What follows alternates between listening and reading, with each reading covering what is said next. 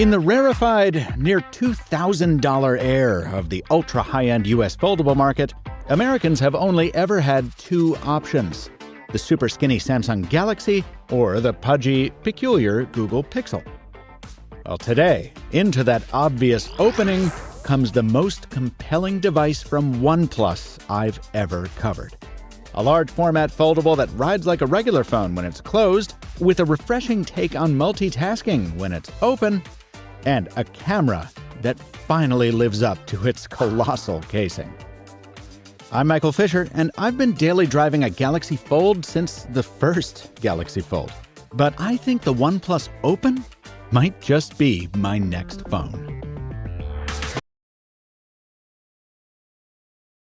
Now, I'm the kind of guy who appreciates rich mahogany and leather-bound books, so while the phone is also available in Emerald Dusk, that one comes with a more conventional glass back. Give me the supple warmth of a pleather backplate any day. It takes abuse better, and it evokes a mobile moleskin without the need of a case. Though you'll be happy to know a case does come in the box, along with a fast charger. More on that later. As someone who's been carrying an Open review device for 3 weeks, let me tell you, its on-screen appearance is deceptive. The combination of slab-like sides and that huge camera collective makes the thing look titanic.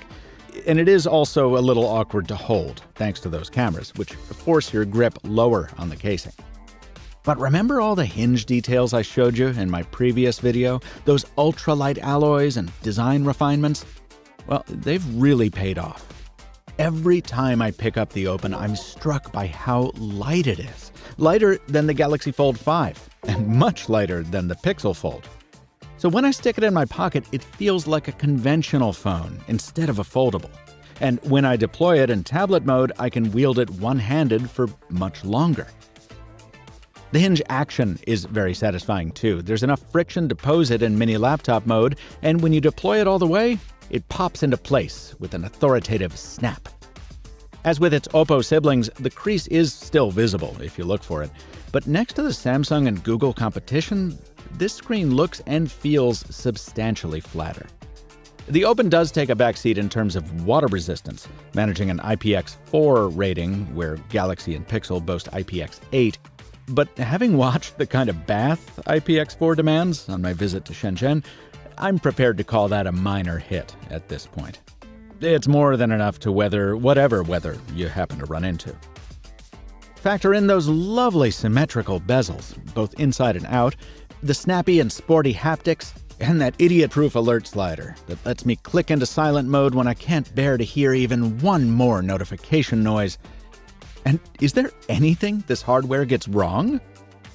Well, yes. Two big things, though the first might be due to pre-production hardware, mine included, developed foggy condensation inside their camera modules. The affected devices were quickly swapped out, and I haven't seen it recur on my replacement device, but that was a disconcerting development to start with. The other issue is baked right into the phone's design. But I'm having too much fun talking about the wins right now, so let's pocket that problem for a second and speak to the software. I've long considered Samsung the folding phone of choice for utility, thanks to its robust multi-window options.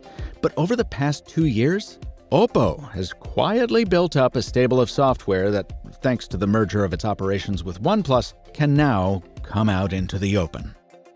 Oxygen OS is right at home on a foldable. Swipe up into the switcher on the cover screen and you get a thumb-friendly ribbon on the bottom to quickly scrub to the app you're looking for.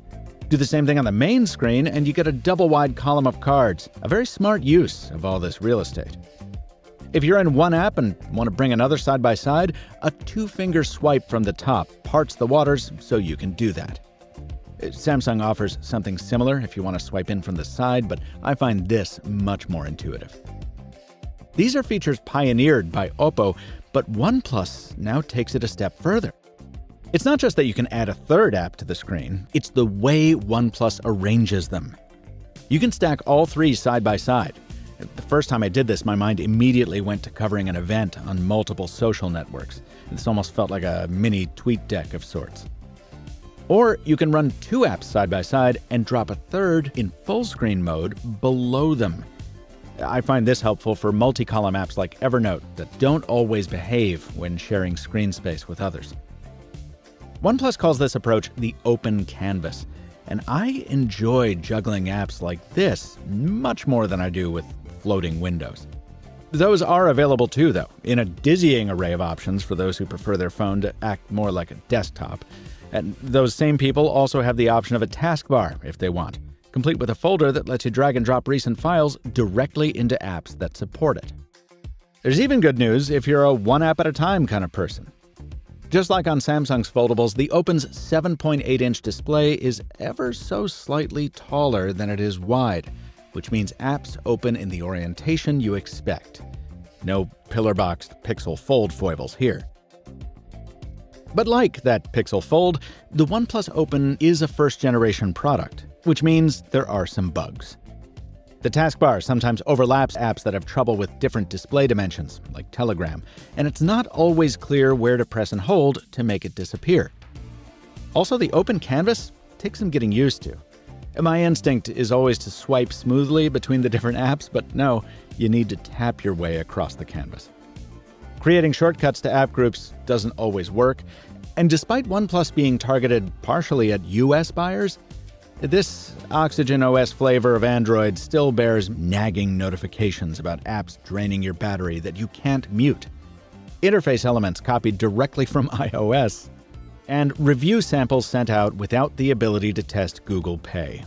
Yes, that's a common problem with many manufacturers, and it's corrected by the time the things hit the market, but to be honest, this shouldn't be common. Review devices should arrive ready to be reviewed.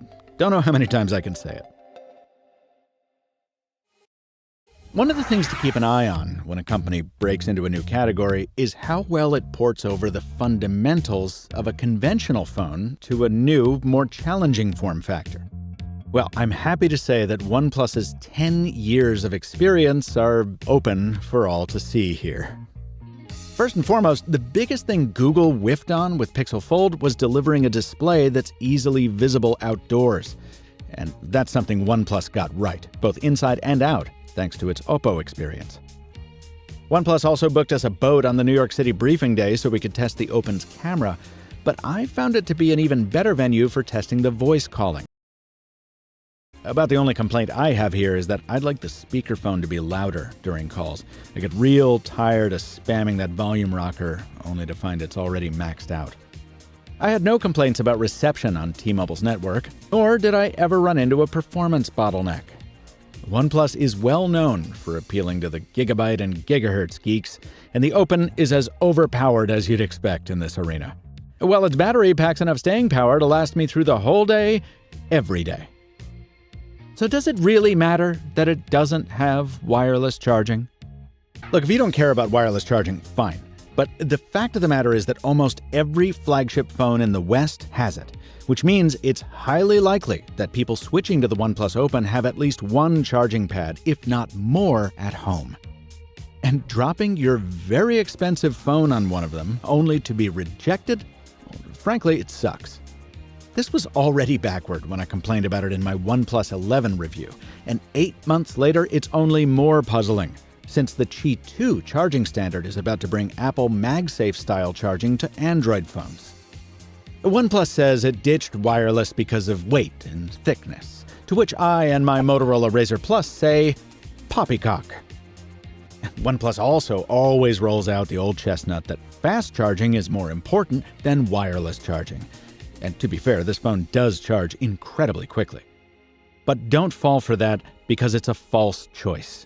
The reality is we can have both. And in fact, we have had both before. At one time, OnePlus itself sold the fastest wireless charging phone and dock combination in America. Whew, well, I'm glad I got that out of my system because just like with that Oppo Find N3 Flip review from last week, I get to end on a high note. Because just like with the Find N3 Flip, this camera is an unexpected delight. As I've said before, there's not much more hay I can make from side-by-side photo layouts from smartphone cameras. As technically impressive as OnePlus's pixel-stacked Sony sensor might be, it's pretty easy to get what you need from any of the big three foldables in the States. But punch in with that telephoto, And the differences, especially at night, are so dramatic that I just can't not mention them. That big half-inch sensor on the OnePlus telephoto gives its 3x optics a 6x reach through cropping, and just look at the results.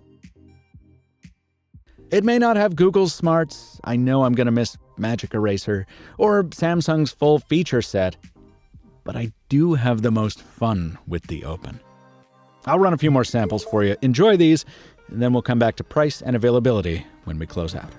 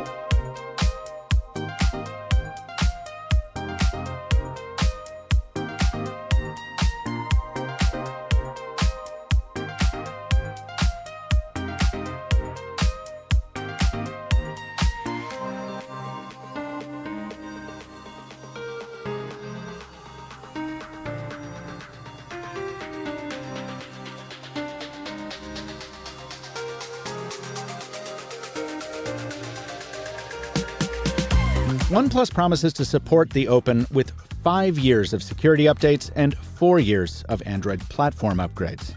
Let's hope it's already far along on Android 14, since the Pixel Fold is already there.